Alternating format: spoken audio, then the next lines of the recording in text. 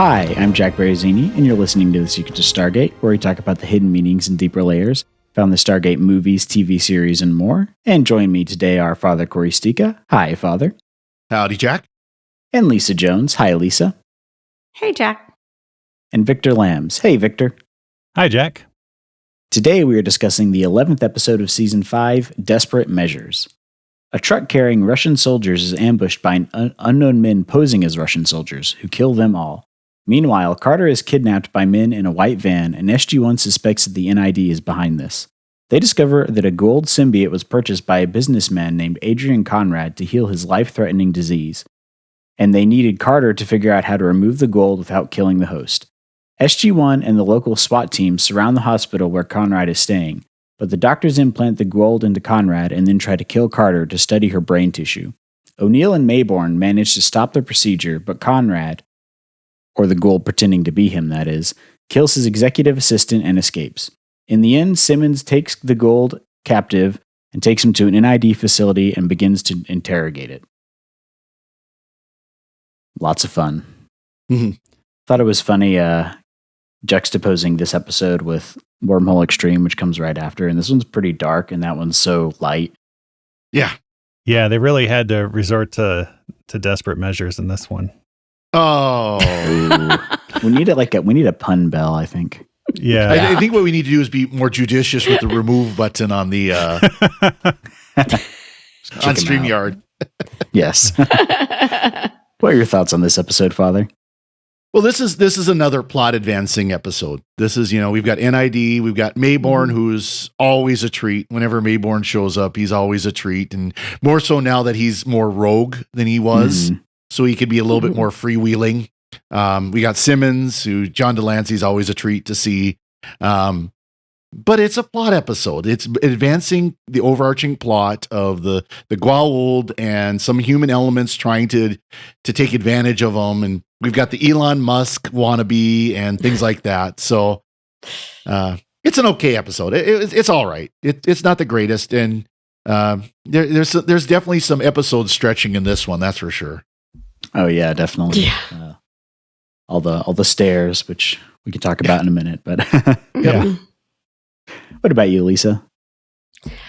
I like the thought behind the episode, the idea that a rich, wealthy business owner, finds out about the symbiote and the gold and how he's got a disease that can be healed by the symbiote and, seeks it for his own personal gain. And I mean, I like all of that, the intrigue and what they're trying to do here.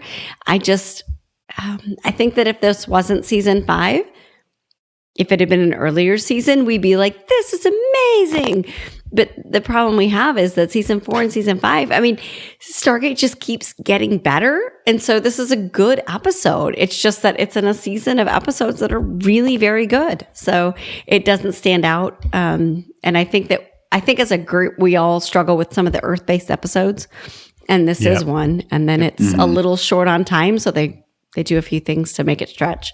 So it's enjoyable. It's not at the top or anything. I kept waiting for Mulder and Scully to show up. It felt like it felt like a okay episode of the X-Files. Yeah. Right. Yeah, just with like the secret organization and the Russians and all the intrigue and all that. But yeah, it was okay. What about you, Victor? Yeah, boy, the team really had to resort to some desperate. You watch an episode like this, and you watch an episode like this, and you have to take it on balance that they're saving money here to do something really cool in a different episode, such as either the next episode or later in the season. So it does advance the plot. It shows that Colonel Simmons really is a bad guy.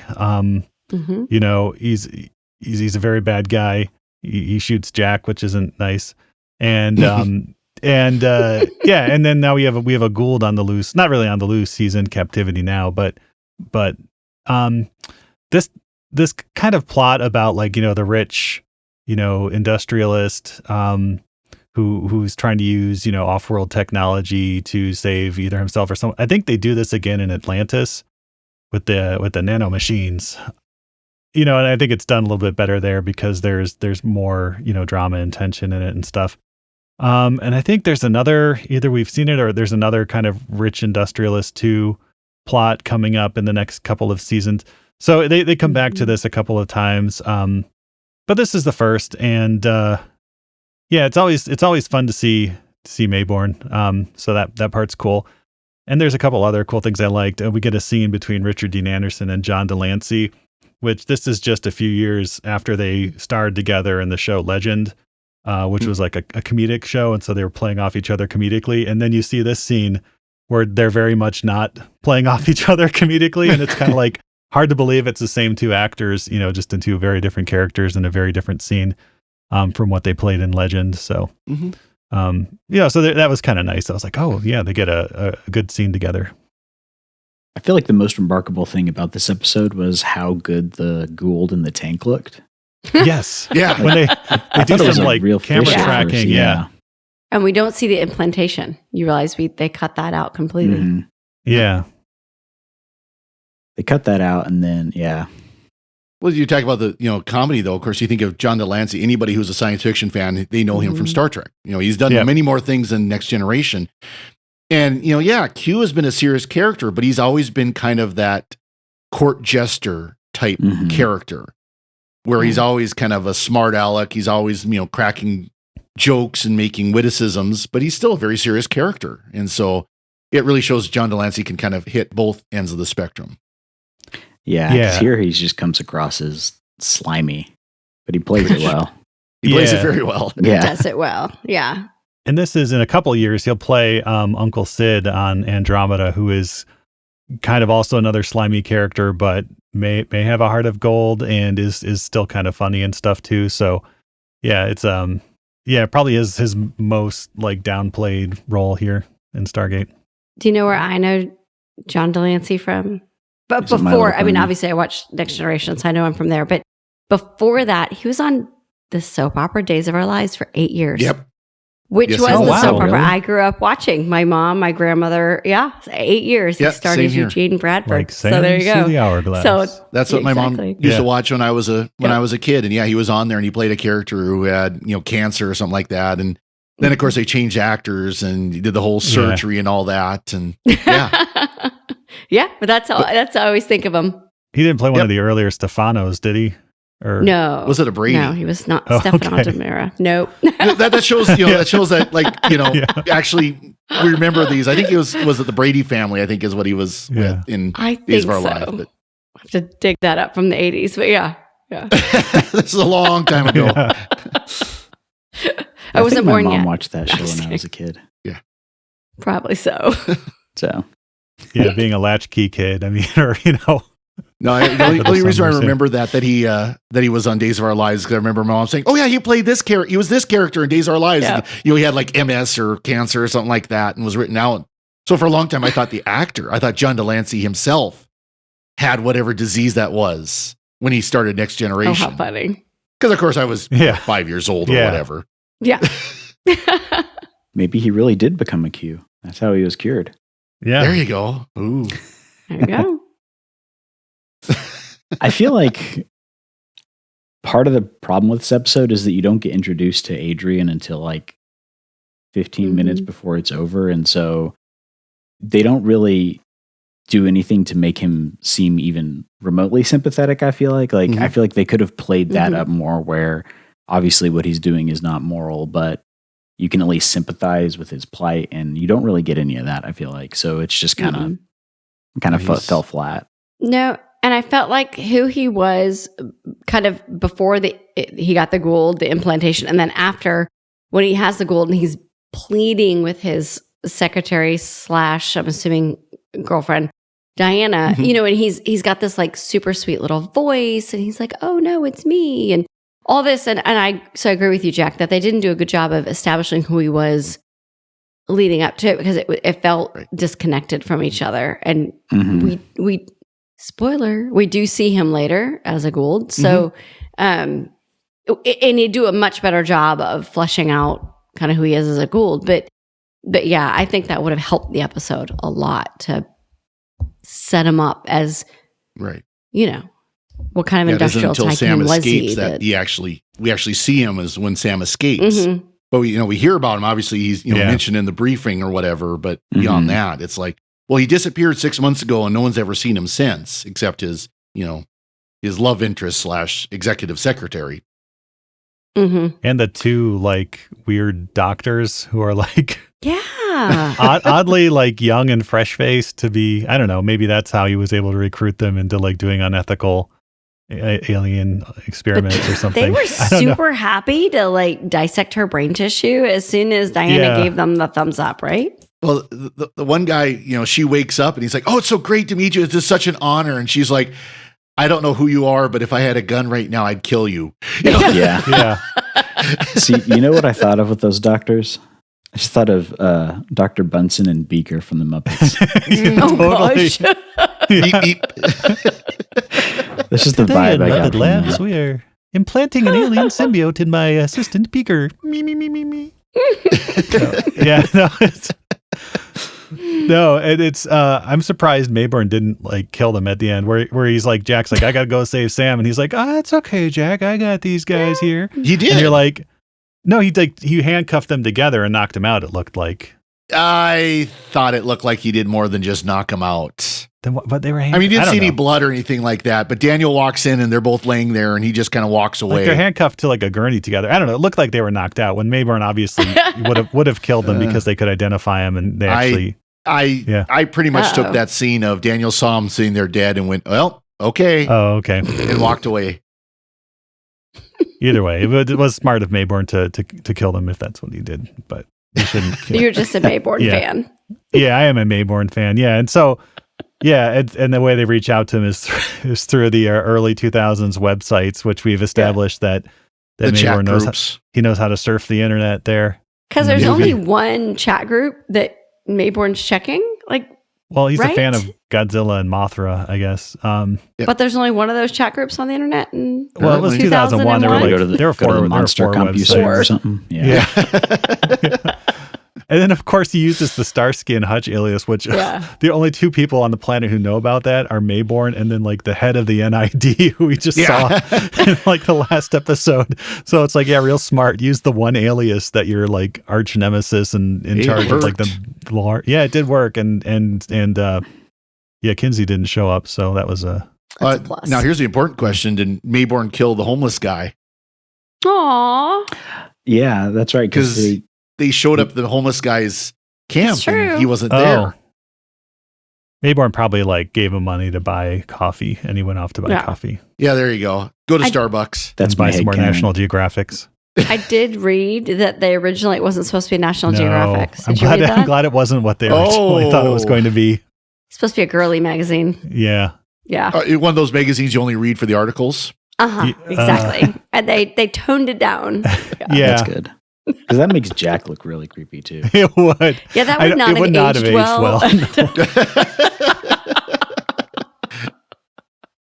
No, but it would have made Jack look a lot less sympathetic as like the all-American hero that he is.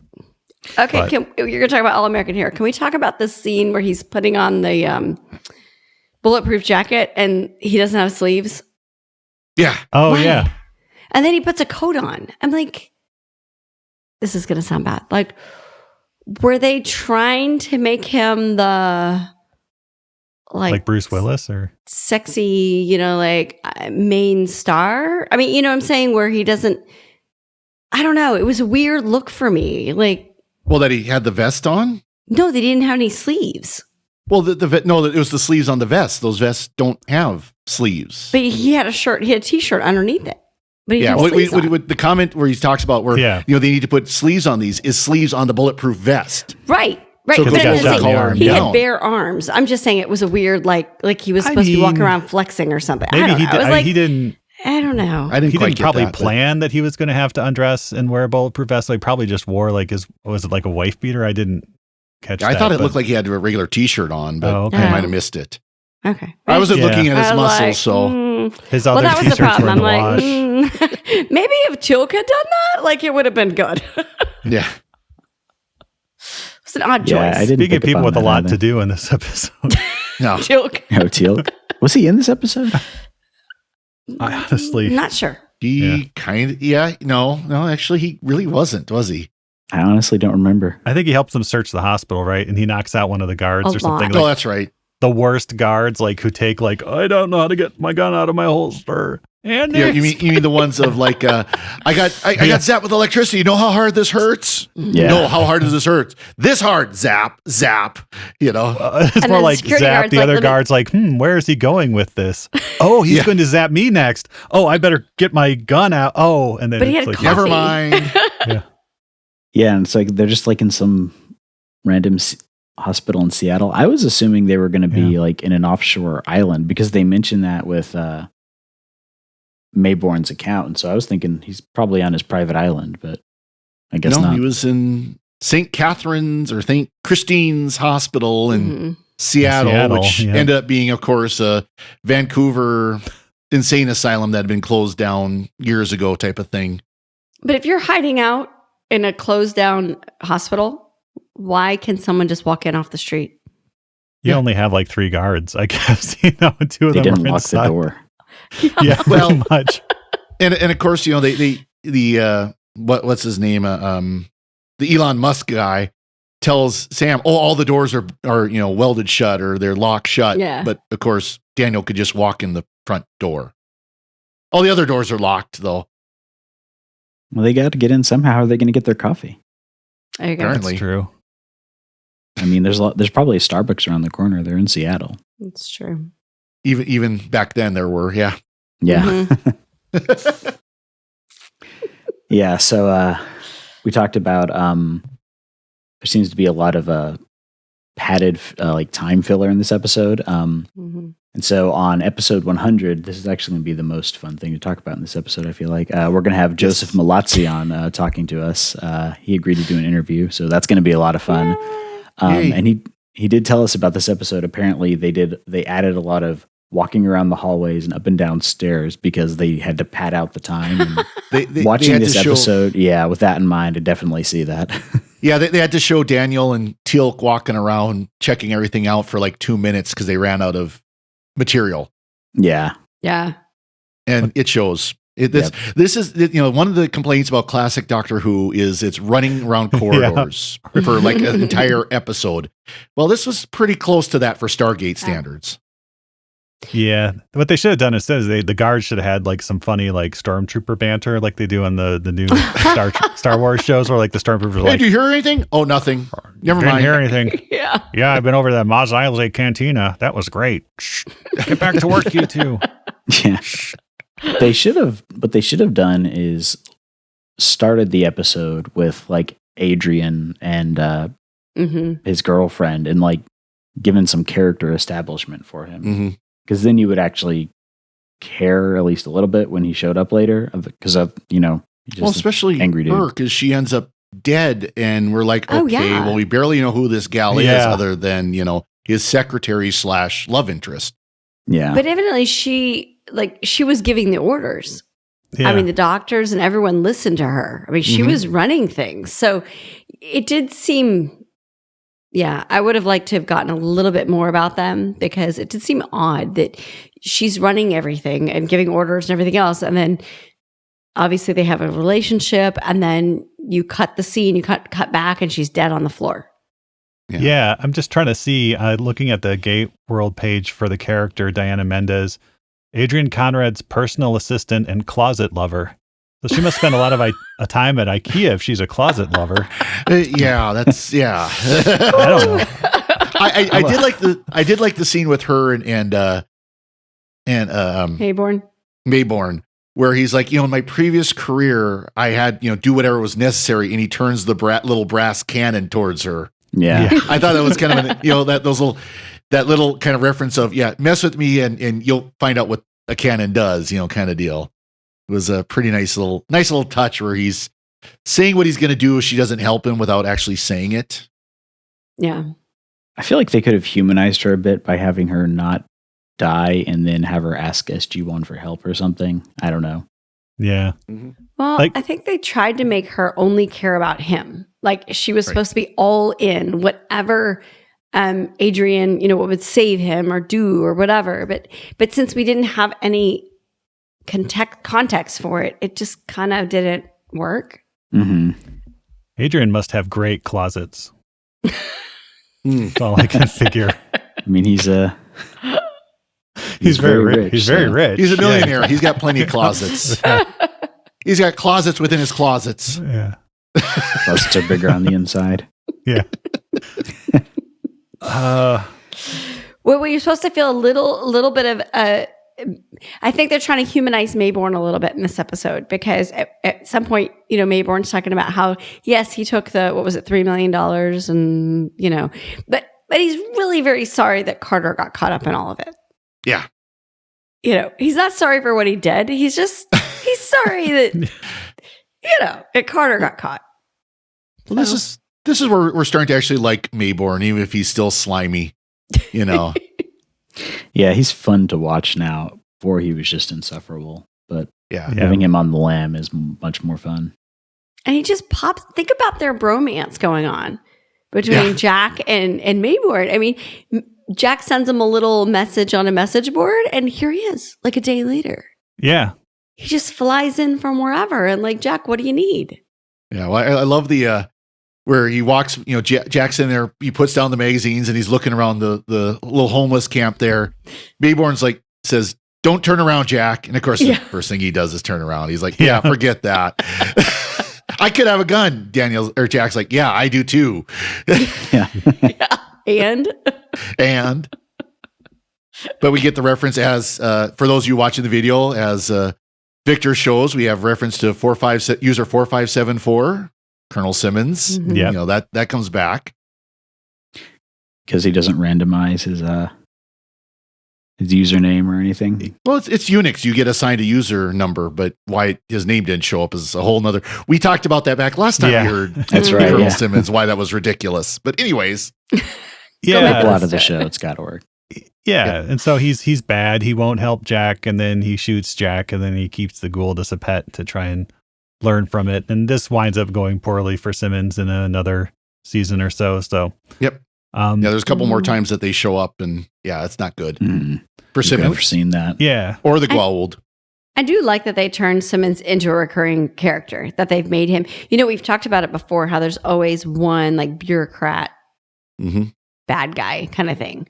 And it was Mayborn for a little while, but now we've got Simmons. And so it's kind of nice to see such a great guest star come in and have that recurring character. Well, and I had to laugh too, because he said NID was civilian oversight, and yet both Mayborn and Simmons are colonels in the Air Force.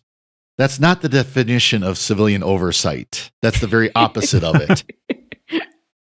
Using the term civilian-ish. Yeah. They wear suits. Maybe his secretary was a civilian. Yeah. Dolores.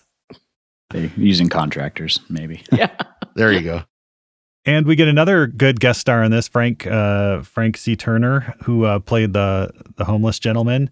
Has been in everything, as a very distinctive, look about him. He was also in, a few episodes of MacGyver and stuff, but he's still working, as far as I can tell, quite prolifically. So, and he told, he knew it was ninjas that caught him, ninjas that jumped out of the white van and grabbed her. Oh, yeah. I feel like this is one of the few times we see Carter in like civilian clothes. Mm-hmm. Yep. Yeah. And her cool car again. Yeah. Cool little Volvo there. Yeah. You think about it, she didn't really have much to do either. Yeah, she was pretty good with that scalpel cutting her That's true. restraints. Yeah. And giving menacing looks at the doctor who thought she was so cool. Yeah. It looked like it was 12. Yeah. Yeah. You said Dr. Bunsen and Beaker. Doogie Howser. Awesome. Did y'all have any other thoughts on this episode? There really wasn't much else to talk about in this one. Yeah. I looked this one. I always look everything up online to see what other people have had to say. And let's just say there's not even a lot. I think this is kind of I don't want to say forgotten episode, but it's, like I said, it's not bad. It's just, it is what it is. So many I other did forget good to ones. mention that there's a reference to G. Gordon. Yes. G. Gordon Liddy from Clinton or the Nixon era. Watergate. Who I think actually played a villain in an episode of MacGyver back when he was doing acting and stuff before he was doing. I think it was Before we went back to MacGyver. political commentary. Yeah, so I'd have to look it up, but I seem to recall. Yeah, so it's funny that Richard Dean Anderson is talking about G. Gordon Liddy when he acted with him in MacGyver as well. So it's just kind of one of those weird. Yeah, because I think he was talking to, was it Simmons? He said, "Well, that's very G. Gordon of you," or something like that. No, Mayborn, because with the money. Yeah, that was the thing that G. Gordon Liddy got in trouble for, was embezzlement and taking bribes, if I remember correctly. Yeah, Gordon Liddy has some dirty tricks up his sleeve. MacGyver has chosen to test a car engine. Oh, that's right. G. Gordon Liddy tries to sabotage this revolutionary race car engine. And MacGyver has to win the race to prove that he's the murderer. G. Gordon Liddy's the murderer or something. Yeah, that was it. Funny. In real life or in the show? It was in the show. Hard to say. Yeah. Yeah. But yeah. Awesome. Yeah, so we're on episode 97 now, so episode 100 is coming up in a couple weeks, and we're going to have Joseph Malazzi on to interview, and it's going to be a lot of fun. Yep, absolutely. Yes. Awesome. And before we go, we'd like to take a moment to thank our patrons who make it possible for us to create the Secrets of Stargate, including Jonathan F., John D., Kathy B., Stephen B., and Baileron S. Their generous donations at sqpn.com/give make it possible for us to continue the Secrets of Stargate and all the shows at StarQuest. And you can join them by visiting sqpn.com/give, and be sure to follow the show on Apple Podcasts, Google Play, Stitcher, TuneIn, Spotify, iHeartRadio, or on the SQPN YouTube channel. To find previous episodes of Secrets of Stargate and to send feedback, please visit sqpn.com/Stargate. And you can email us at stargate@sqpn.com, or follow StarQuest on social media at facebook.com/StarQuestMedia, or on Twitter at SQPN. And we'll be back next time when we'll be discussing the next episode of SG1, Wormhole Extreme. Until then, Father Cory, thank you for joining me and sharing the Secrets of Stargate. Thank you, Jack. And Lisa Jones, thank you as well. Thanks, Jack. And Victor Lambs, thank you too. Thanks, Jack. And I was in Nam vacation a long time ago. Once again, I'm Jack Baruzzini. Thank you for listening to The Secrets of Stargate on StarQuest. Anyway, I'm sorry, but that just happens to be how I feel about it. What do you think?